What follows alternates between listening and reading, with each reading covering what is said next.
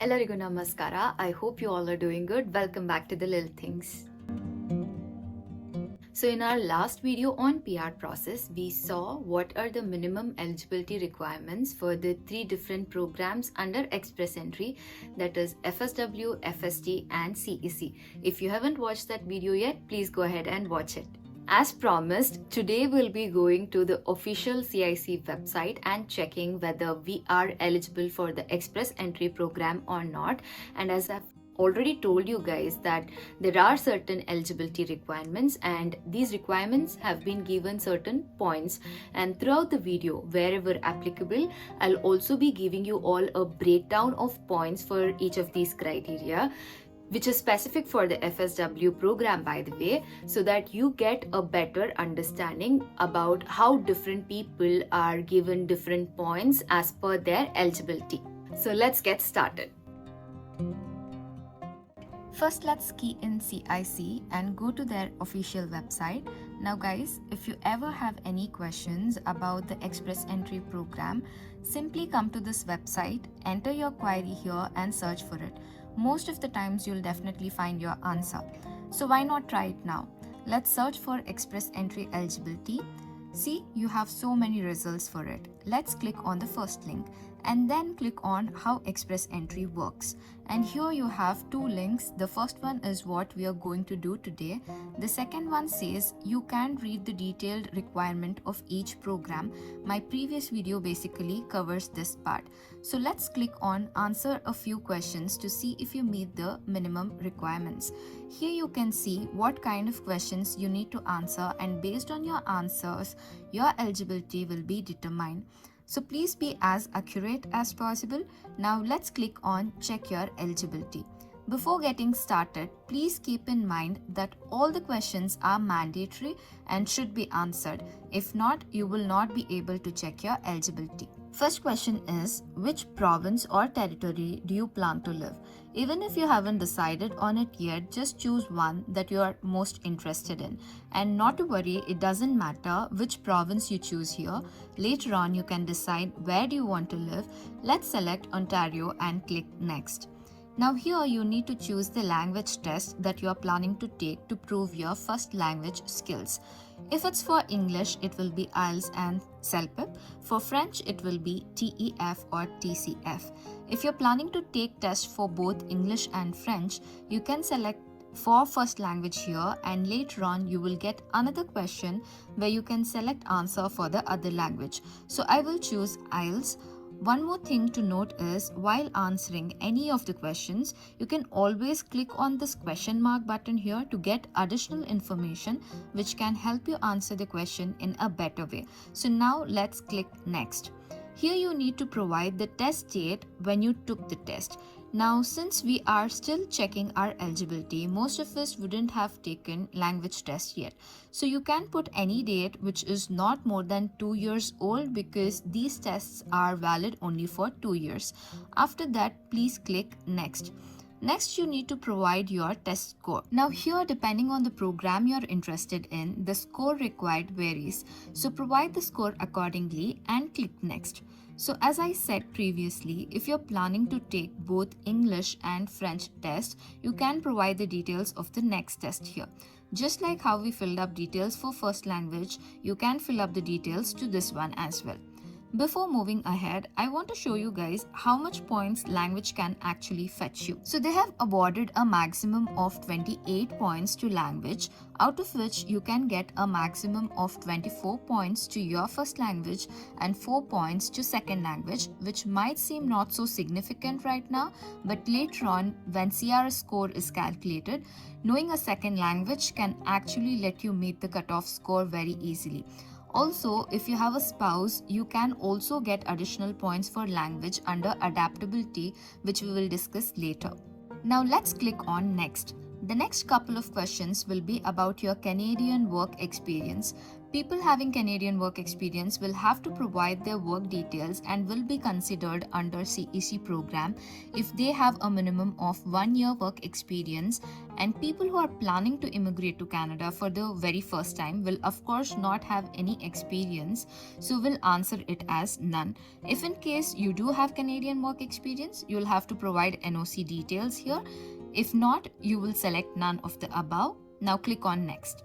Next question is basically for the people interested in FSW program, and here you need to provide how many years of work experience you've had and should be a minimum of 1 year to get selected under FSW. I will select 2 to 3.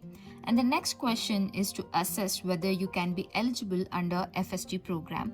If you're applying to FST, then provide your work experience details here, which should be at least 2 years. If not, please select none. Now let's have a look at the points that you will get for your work experience. So you can get a maximum of 15 points for your work experience depending on the number of years you have worked. You will get just 9 if you have 1 year experience and can get the full 15 points if you have 6 or more years of work experience. Since I chose 2 to 3, I will only be getting 11 points. Now let's click next. Here they want to know how much money you will be bringing to Canada, which basically forms your proof of funds, which will help you to survive the initial months when you land here. Because Canadian government will not be providing any aid or financial support, and you need to have proof of funds only if you're applying to FSW or FST programs without a job offer.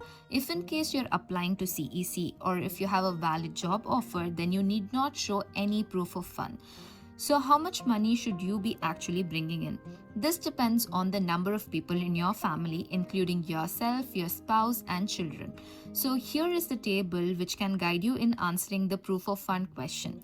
If you're single, you will need $12,960. If you're 2 people, then you will need $16,135, and with every additional member added, the money required goes up by $3,492. Now if you come back and look at the options, you will see that they have provided the options based on the number of family members. So I will choose this option, which is for 2 people. Of course, if you want to bring in more money than this, you can definitely do so, but it shouldn't be less than what is the minimum requirement. And here, please select the number of family members. No point is actually awarded to proof of funds, so let's click on next. Now comes the next question related to job. Do you have a job offer in Canada or not? You can answer yes or no according to your situation. Let's see how much points will we get if we have one. So you can get a maximum of 10 points if you do have a valid job offer for at least 1 year from a Canadian employer. You can also get some additional points for having a job offer under Adaptability, which I'll be discussing very shortly. Our next question is about age, and you'll have to provide your date of birth details here. Depending upon what is your age, you can fetch a maximum of 12 points, and here is the table which breaks down the points for you. You of course need to be 18 or more to get points for age, and you will get the maximum points if your age is in the range of 18 to 35.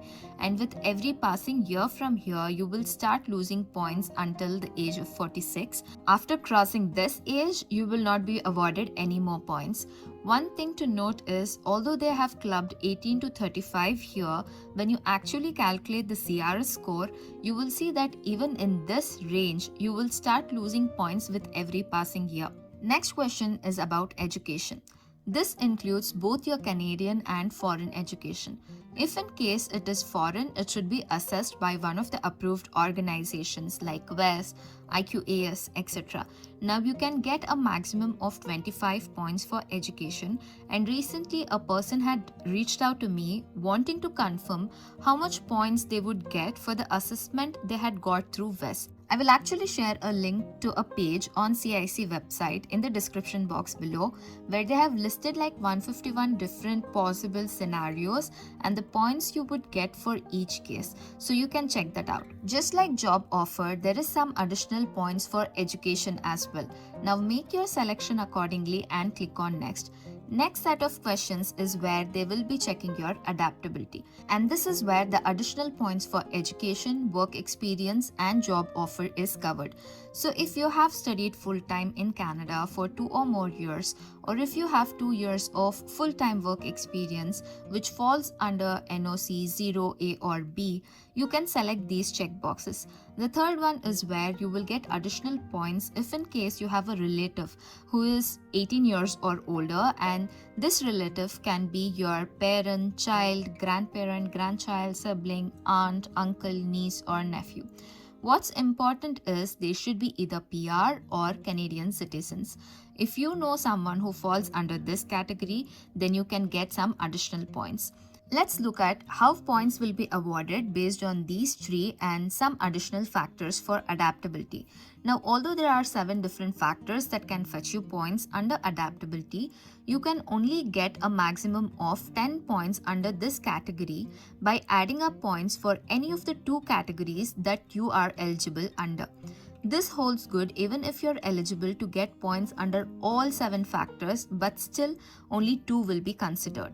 So here is the table which will give you the breakout for the 7 different factors. If your spouse can take up any of the language tests and can score CLB level 4 or above in either English or French, you can get 5 points. If you and your spouse have studied full-time for at least 2 years in Canada, then both of you can get 5 points each for this.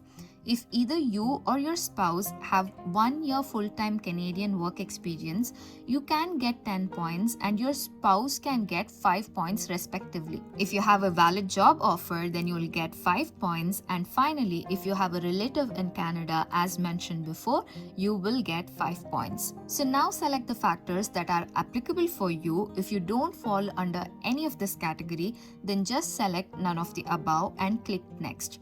Next is some more questions that can fetch you points under adaptability as discussed before. Now if you select single, this will be the end of questions to you. But if in case you are married, then you will have additional questions. So you need to answer whether your spouse is coming with you to Canada or not, and if they are a citizen or PR in Canada. Make your selection and click next. Next are the questions about your spouse's Canadian education and work experience. Select accordingly and click next. Another thing that I want to quickly mention about is about the modify my answers option here.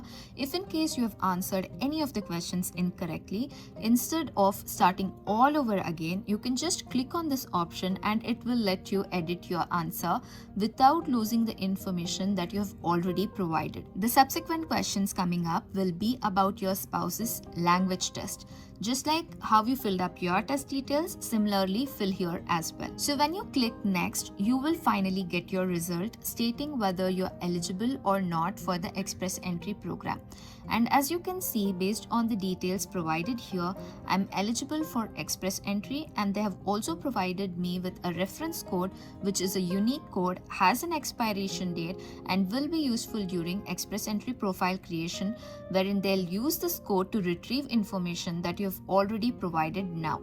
One thing to note is that they have only told you that you're eligible, but you actually don't get to see your final score anywhere, which is kind of weird to me. You know what? Most of the consultancies actually make use of the same set of information that I just shared with you guys, and will in fact give you a total score and end up charging money for the same service, which again is bizarre and is totally avoidable.